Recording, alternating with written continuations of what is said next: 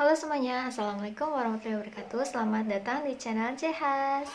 Teman-teman, di video hari ini aku akan share tentang KBRI yang ada di Ankara pindah gedung. KBRI Ankara pindah gedung.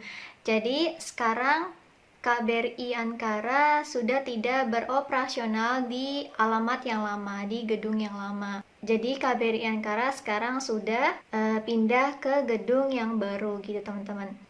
Dan di video ini juga aku akan share ke kalian, bagi kalian yang akan menikah di Turki. Jadi apa aja sih dokumen yang harus diserahkan ke KBRI Ankara, dari mulai dokumen calon mempelai wanitanya dan calon mempelai pria. Jadi simak videonya sampai selesai ya. Nah teman-teman, jadi seminggu yang lalu aku dapat informasi ini dari temanku. Jadi disebarin lewat WhatsApp gitu loh. Dan kabarnya dan informasi tersebut mengenai kalau KBRI Ankara pindah gedung. KBRI yang ada di Ankara sudah tidak beroperasional lagi di gedung yang lama, di alamat yang lama. Dan sekarang seluruh kegiatan operasional dan kekonsuleran sudah dilaksanakan di kantor KBRI Ankara yang baru. Jadi sudah benar-benar pindah ya teman-teman. Dan ini adalah alamat kantor KBRI Ankara yang baru. Nah teman-teman bisa langsung datang ke KBRI Ankara di alamat yang baru ya.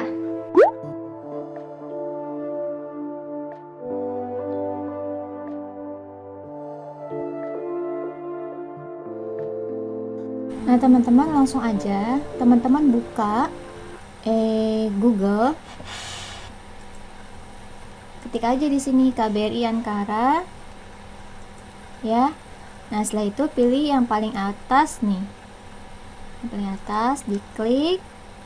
Nah setelah itu sudah laman seperti ini teman-teman langsung aja tentang pelayanan perwakilan ya. Di sini sudah jelas ada surat pengantar nikah, teman-teman langsung klik aja. Nah setelah itu langsung muncul informasinya seperti ini teman-teman. Nah teman-teman, aku di sini akan bacain untuk kalian dan aku sekalian akan menjelaskan satu persatu gitu ya. Mudah-mudahan jelas. Bismillah, kita mulai. Di sini mendapatkan surat N1 sampai N5 asli dengan masa berlaku 2 bulan dari kelurahan pemohon di Indonesia. Nah, di sini juga masih banyak yang bingung tentang soal masa berlakunya surat N1 ini sampai N5, tentang masa berlaku ini ya. Nah, dari pengalaman aku pribadi juga itu sebenarnya tidak ada keterangan ya. Di setiap surat N1 sampai N5 itu dari pengalaman aku tidak ada keterangan kalau surat N1 sampai N5 ini berlakunya sampai 2 bulan ya. Tetapi pihak kelurahannya bilang surat N1 sampai N5 yang aku pegang itu berlakunya sampai 3 bulan, seperti itu. Nah, pada saat teman-teman mengurus di kelurahan ya, teman-teman tanya tuh pada saat mengurus N1 sampai N5. Misalnya gini, Pak, ini surat ini berlakunya sampai berapa bulan gitu. Kalau misalnya pihak kelurahannya bilang, oh ini sampai 2 bulan, Mbak, gitu ya. Terus tanya, di mana ya, Pak? Ada tertulis nggak sih di sini kalau surat ini berlakunya sampai 2 bulan gitu. Kalau misalnya tidak tertulis, ya sudah, yang penting pihak kelurahannya bilang menjawab kalau surat N1 sampai N5 yang sudah kamu pegang ya, yang sudah kamu urus itu berlakunya sampai 2 bulan kayak gitu. Jadi nggak usah pusingin lagi ya soal surat berlaku ini berlakunya sampai 2 bulan gitu. Dan datang ke KBRI Ankara dengan membawa dokumen asli dan fotokopi masing-masing. Nah teman-teman, inilah yang harus kalian bawa pada saat teman-teman datang ke KBRI Ankara ya. Calon mempelai adalah warga negara Indonesia. Nah disinilah bagian persyaratan kamu sebagai warga negara Indonesia. Ini dokumen yang harus kamu bawa gitu loh. KTP, ingat ya di sini masing-masing membawa dokumen asli dan fotokopi, KTP, paspor, visa, KIMLIK, IKAMET, izin tinggal, foto 1 lembar ukuran biometrik, akta kelahiran, akta cerai apabila cerai hidup, surat N6 apabila cerai mati. Nah, di sini maksud dari surat N6, kalau misalnya teman-teman sebelumnya sudah pernah menikah sebelumnya, jadi harus mendapatkan surat N1 sampai dengan N6 ya, dan harus membawa bukti dan harus membawa atau sertakan surat cerainya, bukti surat cerainya gitu loh teman-teman. Nah, di bagian ini visa, KIMLIK, IKAMET, izin tinggal, dari pengalaman aku ini pihak KBRI tidak menanyakan soal visa. KIMLIK itu bahasa Turkinya bahasa Indonesianya KTP ya teman-teman. IKAMET itu izin tinggal. Jadi IKAMET ini teman-teman gak perlu pusingin soal IKAMET ini, karena IKAMET bisa diurus jika teman-teman sudah menikah sah secara negara gitu. Kalau misalnya teman-teman sudah menikah sah secara negara, barulah teman-teman bisa mengurus izin tinggal gitu loh, yang bahasa Turkinya ini IKAMET gitu. Terus akta kelahiran bawa aslinya dan juga fotokopiannya. Pokoknya di sini tuh teman-teman siapin asli dan berserta fotokopiannya gitu loh teman-teman. Selanjutnya, untuk kemudahan pengurusan IKAMET ya atau izin tinggal di Turki, kami sarankan untuk membawa SKCK. Nah, di sini maksud KBRI di sini tuh kalian tuh sekalian ngurus SKCK-nya pada saat mengurus surat N1 sampai N5 di Indonesia kan. Nah, teman-teman juga harus mengurus SKCK. Dari pengalaman aku, SKCK untuk izin tinggal di luar negeri itu hanya bisa diurus di Mabes Polri. Nah, nanti teman-teman bisa langsung cek websitenya.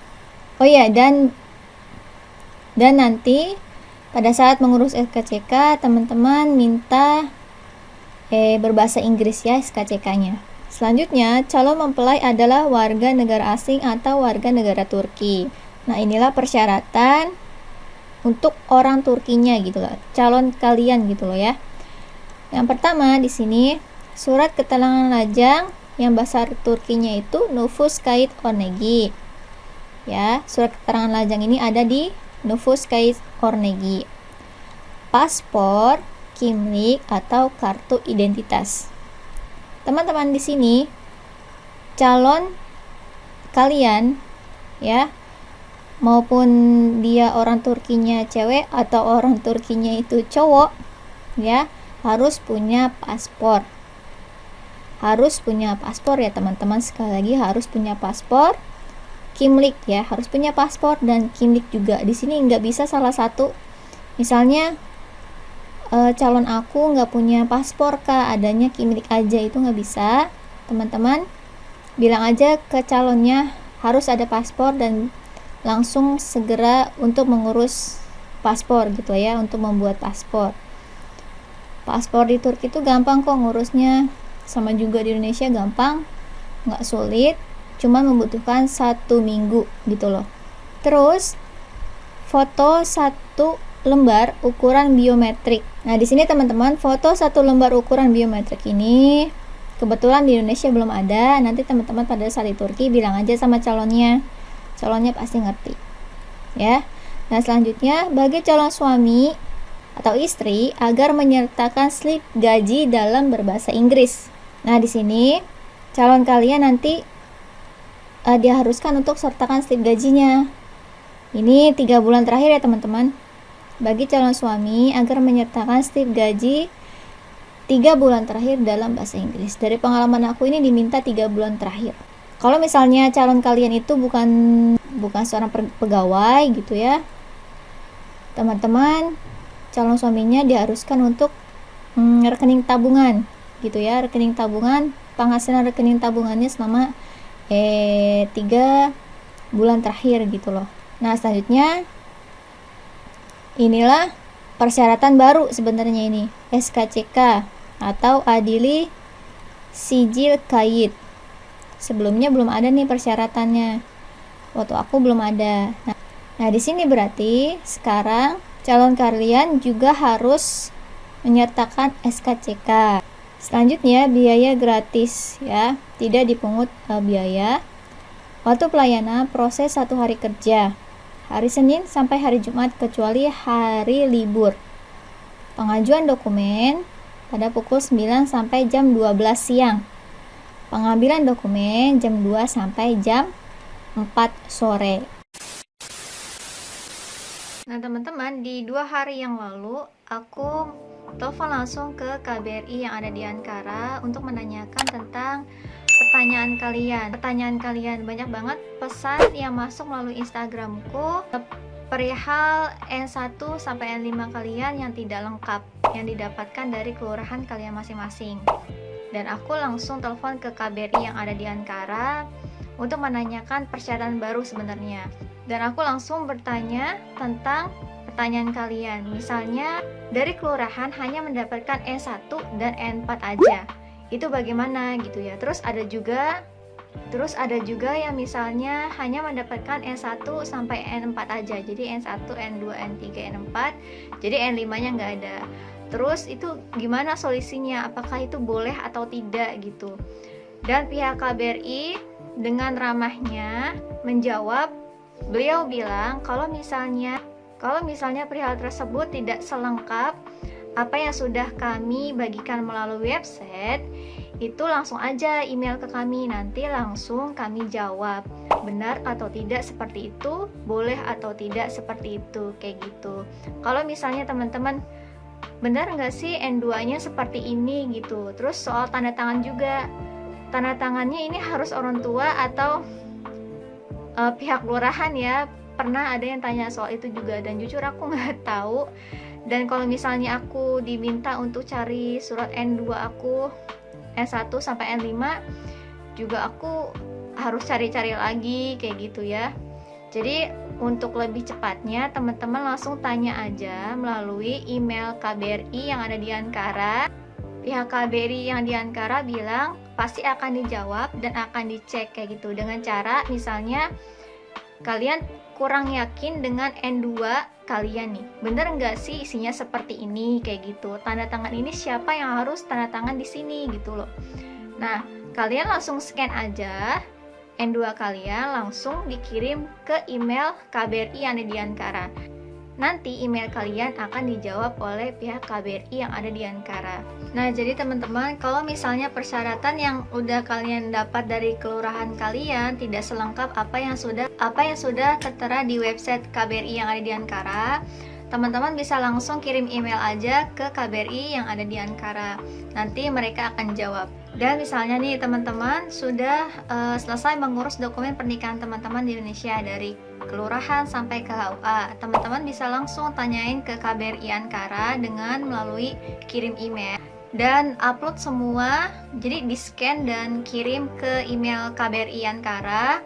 Tanya ke pihak KBRI Ankara sudah lengkap atau belum dan benar atau tidak. Jadi nanti email kalian akan dicek, semua dokumen yang sudah kalian urus akan dicek apakah sudah lengkap dan sudah benar atau belum. Kalau misalkan ada persyaratan baru juga mereka pasti akan sertakan persyaratan barunya gitu teman-teman. Oke teman-teman, video hari ini sampai di sini dulu, semoga bermanfaat. Terima kasih sudah menonton videonya. Sampai ketemu di video selanjutnya. Wassalamualaikum warahmatullahi wabarakatuh.